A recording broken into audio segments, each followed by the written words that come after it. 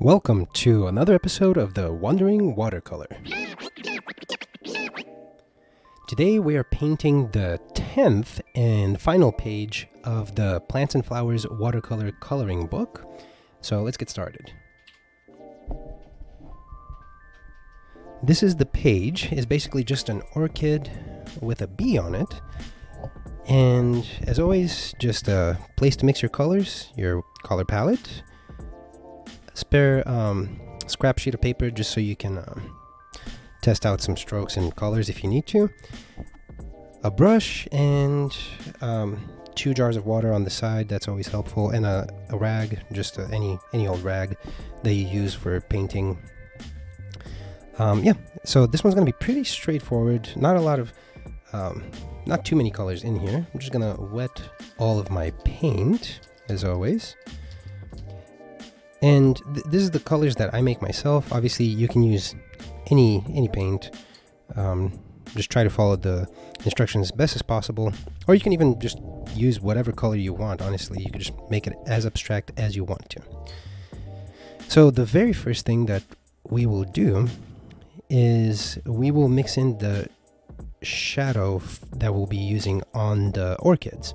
The way we'll do that is we'll grab some of the light blue, and then we're going to add some of the brown, or the dark brown. And when we mix both of these together, you get, depending on the ratio that you use from each color, you can get a really nice cool gray.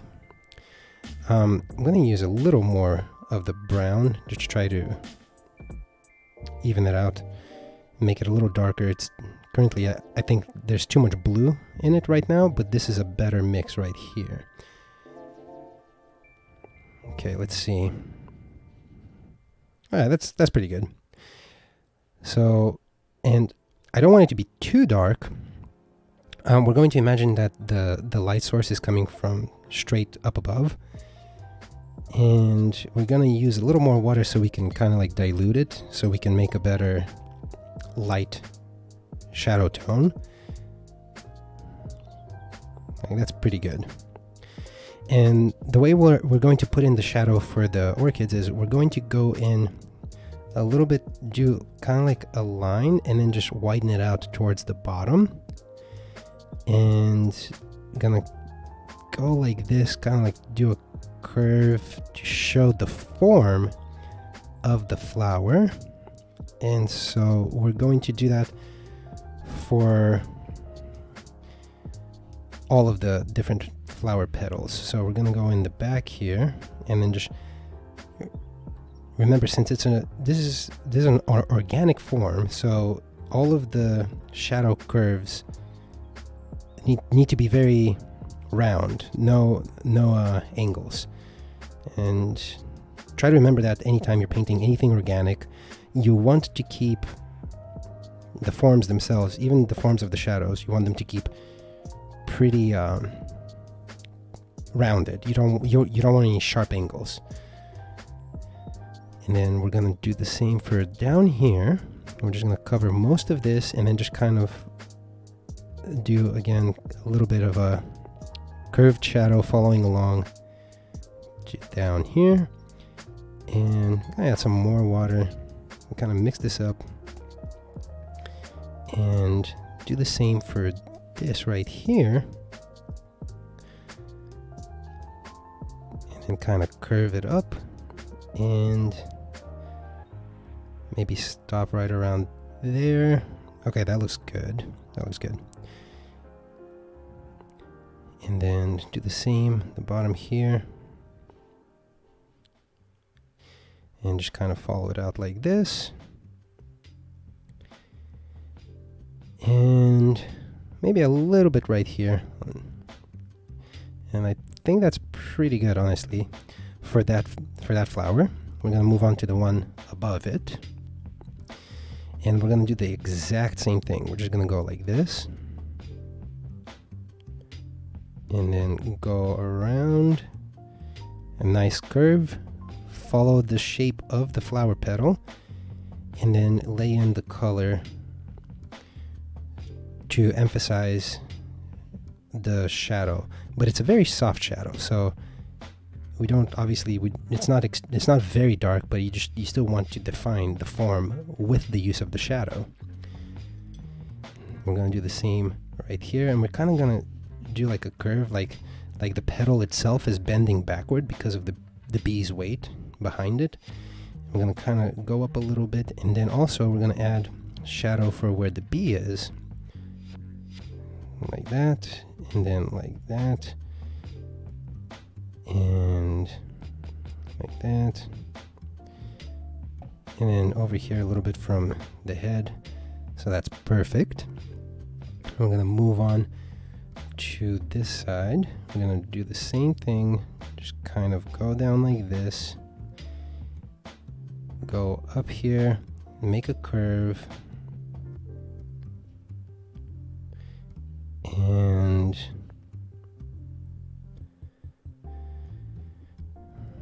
okay.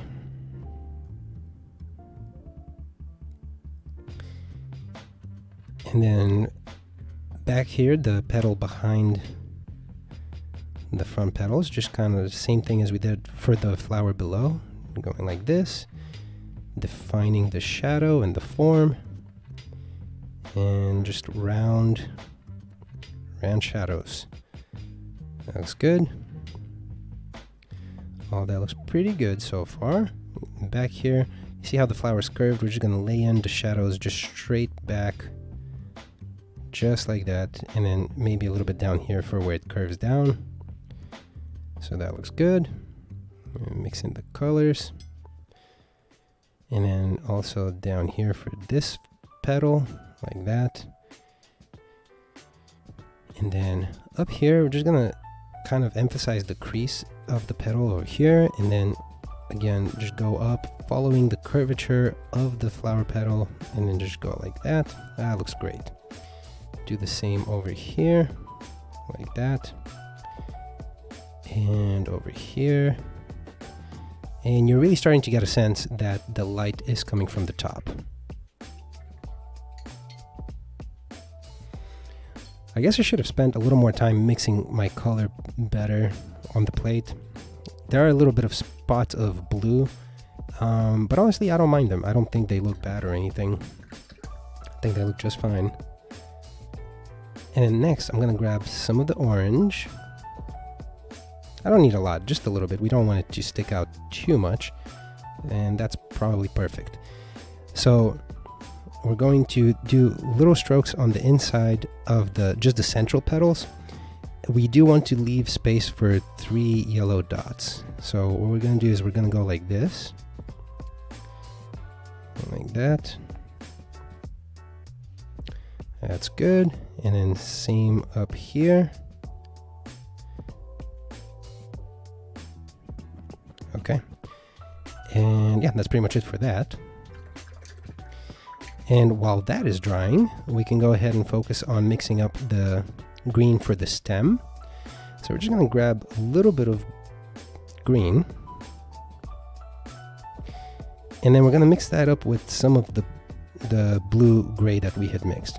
The reason for that is we don't want the green to stick out too much. It's kind of a faint green for this flower. And we're just going to lay it in.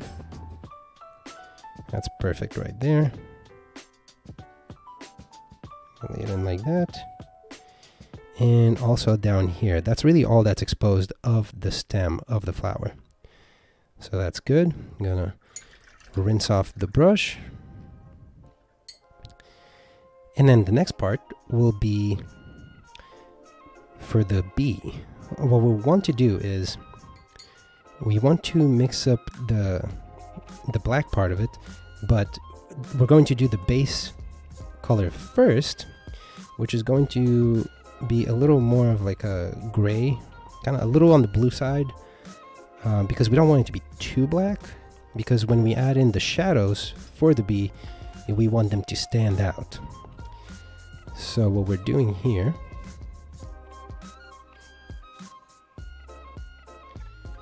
is, let's see, so that's pretty good. I'm happy with that. I'm going to use that, make sure it's nice and well mixed. Maybe a little more water. Yeah, that always helps. Okay, so we have that. And the way we're going to do the pattern on the bee is we're going to go back here. First, we're going to go here. Kind of avoid the leg, or the legs. And kind of fill that in. That's good.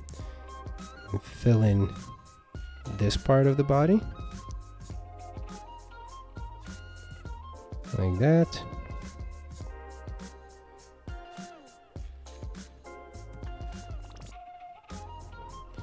And then mix it up some more. And then this part of the body, the head.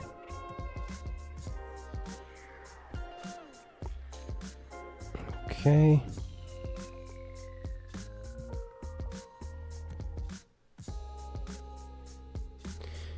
Okay, and I'm just gonna pick up a little bit. I'm gonna dry off my brush a little bit so I can pick up that excess. So that's good. Okay, that was good. I'm gonna rinse off my brush. And then the next thing we will do is we'll get some just straight yellow, just directly. We're not gonna mix it up or anything. We're just gonna go directly from the pan to the paper. So directly straight yellow, we're just gonna go right in the middle here. Here. Like just all of that, we're just gonna put in the yellow. Same like right here. And that's it. That's it for that. Next, we will mix up a little bit of a dark purple. We're gonna use the purple here along with the gray that we had mixed. And the reason being is we want to distinguish the legs from the rest of the bee's body. We want to be able to tell the difference. I'm going to use some water. And this color is sufficient for that. Because it's kind of like a gray, but like with a slight purple tint to it. So we go ahead and we put that in here. Like that.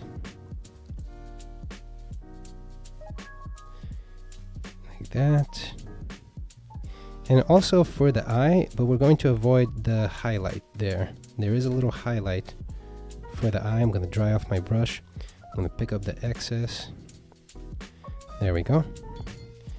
I'm going to rinse off my brush. I'm actually just going to mix these two together a little bit and then just water it down a lot. Just to put a little bit of a shading onto the wings right there. Just a little bit, just to show that there is some kind of a base color there. Rinse the brush off again. And then the next part is going to be the yellow that is on the part of the bee's body. And we're going to do the exact same thing, just grab it directly from the pan and just go directly onto the body. We're just gonna go like that. And there.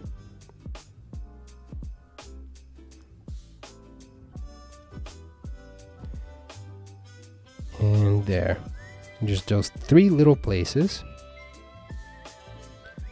And actually, we may even want to boost the color here a little bit. Just put a little more yellow just to make it kind of like pop out a little more.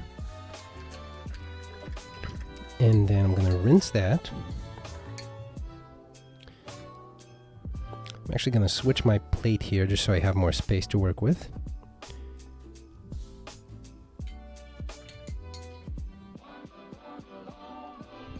And I'm just going to grab the blue directly from back here.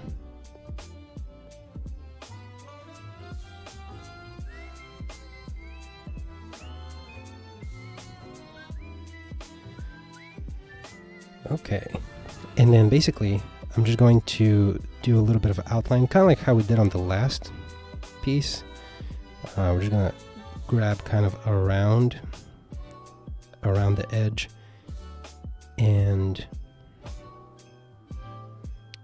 And now I'm just going to rinse off my brush completely, and while it's wet, I'm just going to pull out that color.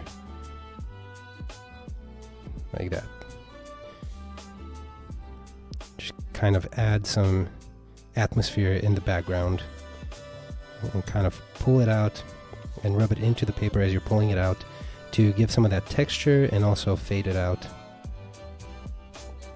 And then wet my brush again and do the same for this side. And you can kind of see how it adds kind of like a suggestion of a background, but it also helps bring out the flowers themselves more towards the foreground. And do the same on the other side. I'm just going to go like this.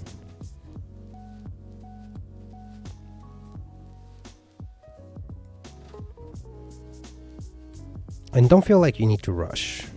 You can go a little slower. And then grab some water. And while your brush is wet, just kind of bring it out.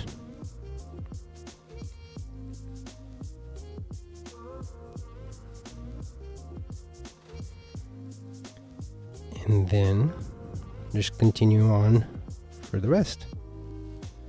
Around the bee here.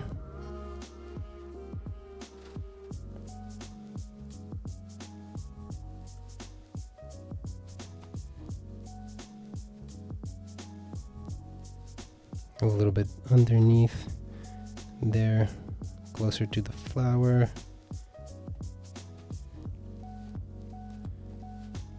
And like that. Honestly, it doesn't even matter if you color over the antenna because we're going to be coloring it black, which will, yeah, it'll completely just go over whatever you put there. So there we go, like that.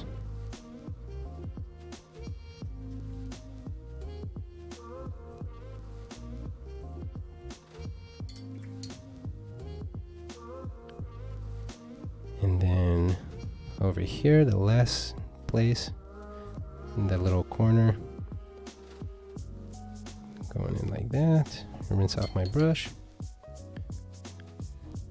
There we go. Dry off my brush a little bit. Pick up that excess. And dry off some more. Rinse it off.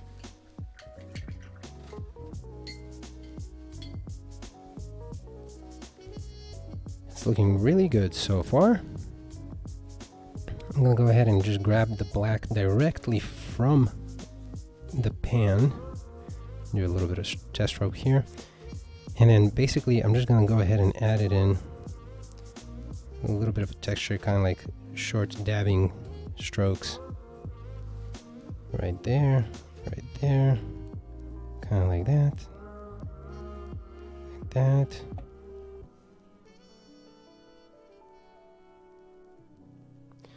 Add some texture with just like some dabs, just to show that, you know, some of the fuzziness of the bee. And this is a bumblebee, so it has a little more texture on its body. Like that. Okay.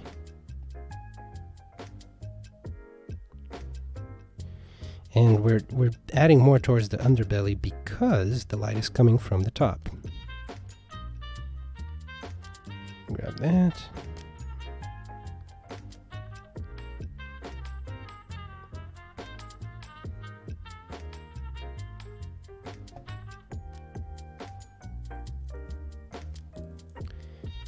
And just go slowly and just add that texture.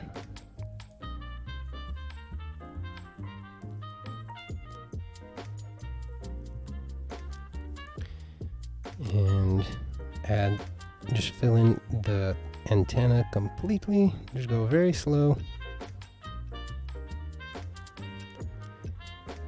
Like that. And I'm going to sculpt my brush head a little bit so I can get a nice thin point. And maybe add a little bit of a outline to the legs.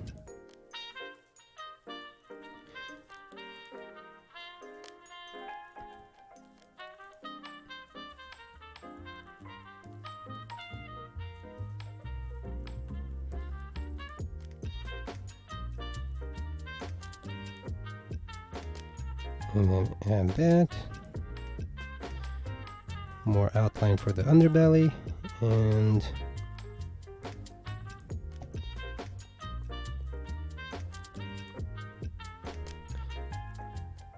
that, and maybe a little bit of an outline up here for the wing. And let me just step back a moment.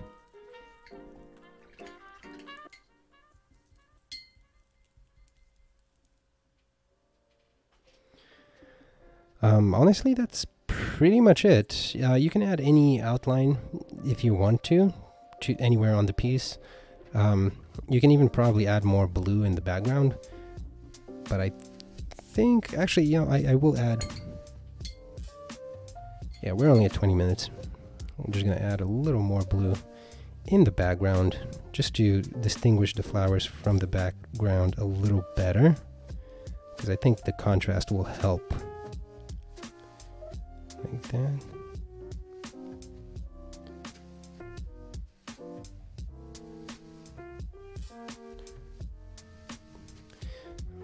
Rinse off my brush. There we go.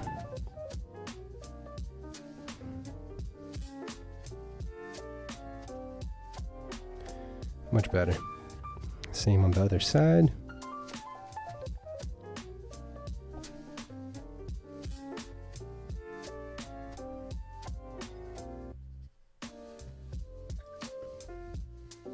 Rinse my brush, dry it off a bit, soften up the edge, and let me step back again.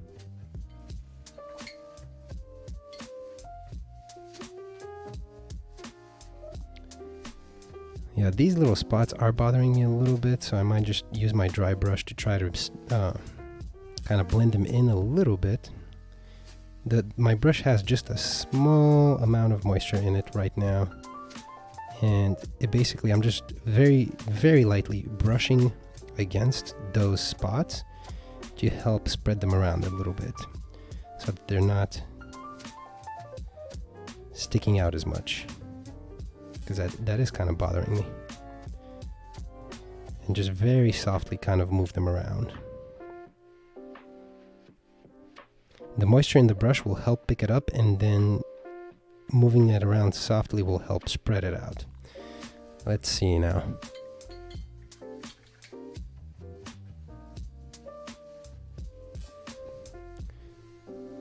Do that.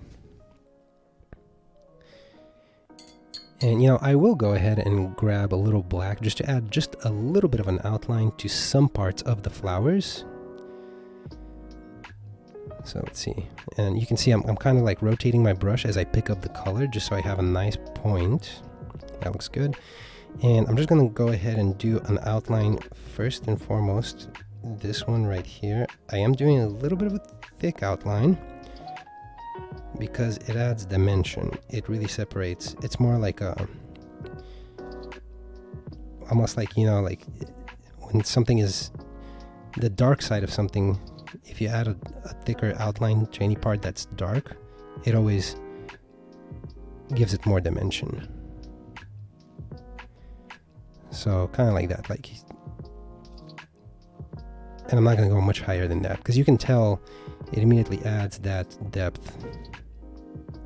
It's like, oh, okay, this is the part that's being in shadow.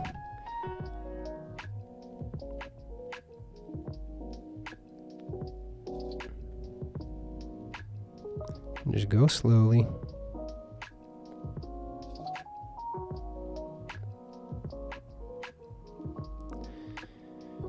There we go.